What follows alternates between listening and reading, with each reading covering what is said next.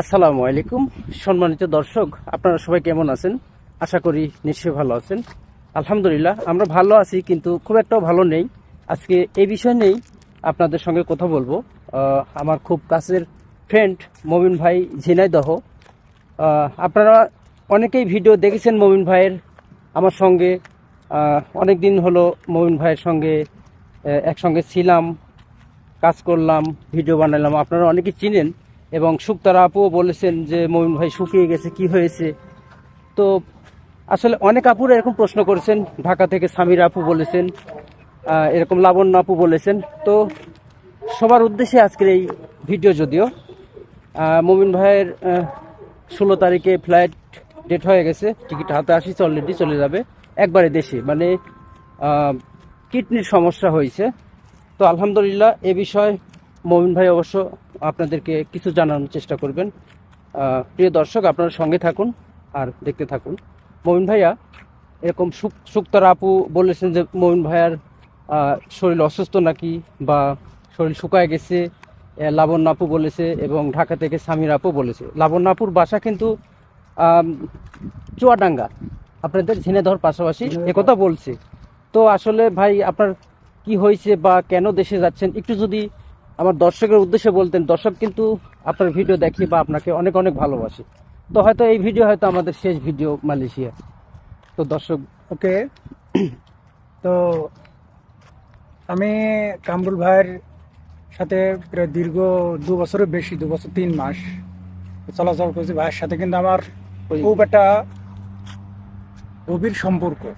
তো দীর্ঘদিন ধরে আমি কামরুল ভাইয়ের সাথে আছি। সে একজন বড় ভাই এবং আমার অনেক অনেক অন্তরস্থলের একজনের বন্ধু হিসেব। আমি সে আমার বিদেশে নতুন অবস্থা আসা থেকে এই পর্যন্ত সে সবসময় বিপদে আপদে সবসময় পাশে থেকেছে এবং আমাদের সবসময় একসাথে থাকার চেষ্টা করেছে ইনশাল্লাহ। তো আমি ইদানিং আপনারা হয়তো ভিডিও দেখছেন, গত একটা ভিডিও করছি, মানে একজন comment গত করছে। রবিবারে, গত সোমবার থেকে অসুস্থ না। হ্যাঁ, হুম। ভিডিও গত রবিবারে যে ভিডিওটা করছি, তো ভিডিওটা দেখেই অনেকে বলছে যে আপনার কি হয়েছে বা এরকম শুকিয়ে গেছেন কা। হুম। তা আসলে রবিবারও আমি তখনও বুঝতে পারিনি, কিন্তু সোমবারে কাজে যখন প্রথম আমি ঢুকি, 1 ঘন্টা কাজ করার পর হঠাৎ করে আমি অসুস্থ হয়ে যাই এবং খুব মারাত্মক অসুস্থ হয়ে যাই। পরে কাজের থেকে আমি রুমে আসি, রুমে আসার পর আরও অসুস্থ হয়ে যাই। এক পর্যায়ে আমাদের কোম্পানির যে ম্যানেজার, উনি আমার গাড়িতে করে পরে একটা ক্লিনিকে নিয়ে যায়, সেখানে ভর্তি কিছুক্ষণ চিকিৎসা হয়। পরে আবার দেশে আপনার রুমে আসি। রুমে আসার পর তারপরেও অবস্থা ততটা উন্নতি হয় না। পরে আবারও আমি পরের দিন আবার ভালো ডাক্তারের কাছে যাই, ভালো হাসপাতালে যাই। যাওয়ার পর সমস্ত পেট দিয়ে পিঠ সমস্ত কিছু আমি পরীক্ষা করি। পরীক্ষা করে পর ডাক্তার জানায় যে আমার কিডনিটি, ডান কিডনিটি আপনার সমস্যা পাথর ধরনের এবং ওইটা একটা ব্লক মতন আছে, মানে ব্লক হয়ে গেছে। ব্লক হয়ে গেছে। যার কারণে কিডনির থেকে যে ইউরিন বা প্রস্রাব, ওইটা আপনারা প্রস্রাবের নালীতে সঠিকভাবে মানে চলাচল করতে পারছে না বা প্রবেশ করতে পারছে না, একটা জাম সৃষ্টি হচ্ছে। যার কারণে আমার এই মাজায় অত্যাধিক ব্যথা এবং এটা বমি ভাব, অসুস্থতা এবং শরীরেও অনেকটা শুকিয়ে যাচ্ছে। তো এই জন্যে কোম্পানি, এদেশে আমি 2টা ডাক্তার দেখাইছি, প্লাস হাসপাতালে ডাক্তার দেখাইছি, কিন্তু এদেশে আমার চিকিৎসা সম্পূর্ণভাবে করতে পারছি না। কারণ কি এদেশের চিকিৎসা, আমি যেহেতু বাংলাদেশি লোক, অতটা আমার ওষুধও কাজ করছে না। হুম। যার কারণে এদেশের ডাক্তারই বলে যে তুই তাহলে তোর নিজ দেশে যা। সেক্ষেত্রে আমি এই ডাক্তারের রিকমেন্ডেশন নিয়ে এটা আমি এখন দেশে যাব এবং যে রিপোর্টগুলো আছে সেগুলো দেশে যাব। তো যারা আমাদের ভিডিও দেখেন এবং কামরুল ভাই পরিচিত যারা আছেন, সবাই দোয়া করবেন আমার জন্য, যাতে আমি দেশে যে চিকিৎসার মাধ্যমে আল্লাহর রহমতে সুস্থ হতে পারি, এবং সেই কামনায় আপনাদের কাছ করছি। আর ভাইয়ের সাথে হয়তো আর ভিডিও করা হবে না, আর হয়তো মালয়েশিয়ায় আসতেও পারবো না, কারণ কি একবারেই চলে যাচ্ছে হয়তো। তো আপনারা আমার জন্য দোয়া করবেন এবং কামরুল ভাইয়ের জন্য দোয়া করবেন যে সে প্রবাসী মাটিতে সুস্থ থাকতে পারে এবং আমিও দেশে যেয়ে যেন সুস্থ হতে পারি। তো এই আর কি, আর বেশি কথা বলার আসলে নেই। মন মানসিকতা আসলে বেশি একটা ভালো না, শরীর অসুস্থ, বেশি একটা সুস্থতার জীবনযাপন করতে পারছি না এখন।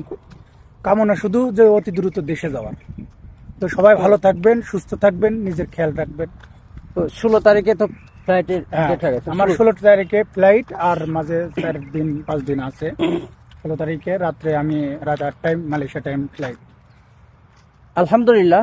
আসলে আমরা প্রবাসীরা আমাদের জীবনটা এরকমই। আমরা হাজারো কষ্টের মাঝে আমরা অসুস্থ থাকলেও কিন্তু আমরা ফ্যামিলির কাছে পুরো কথা বলি না। হ্যাঁ, তার প্রমাণ মমিন ভাইয়ের যে এত সমস্যা, তারপরে কিন্তু পরিবারের কাছে সহজে সে বলতে চায় না, কিন্তু তার ভিডিও ফোন দিয়ে যখন সে এরকম অসুস্থ বোধ করছিল রুমে শুয়ে থেকে, তখন কিন্তু তারা বুঝতে পারছে যে আসলে কোনো একটা কিছু হয়েছে, তখন বলতে বাধ্য, কিছু করার নাই। আর আরেকটি কথা হলো যে আমরা প্রবাসীরা যখন, যেমন মমিন ভাই অসুস্থ, আমরা কিন্তু সবাই কাজে চলে যাই, আমরা ছুটি কাটাই না, রুমে দেখার মতো কেউ নেই। হ্যাঁ, অসুস্থ হোক যাই হোক সম্পূর্ণ কিন্তু নিজের, কিছু করার নেই, মাথার পানিও নিজে নিজে দিতে হয়। তো এই তো হলো আমাদের প্রবাসী জীবন, আমাদের কিছু করার নেই।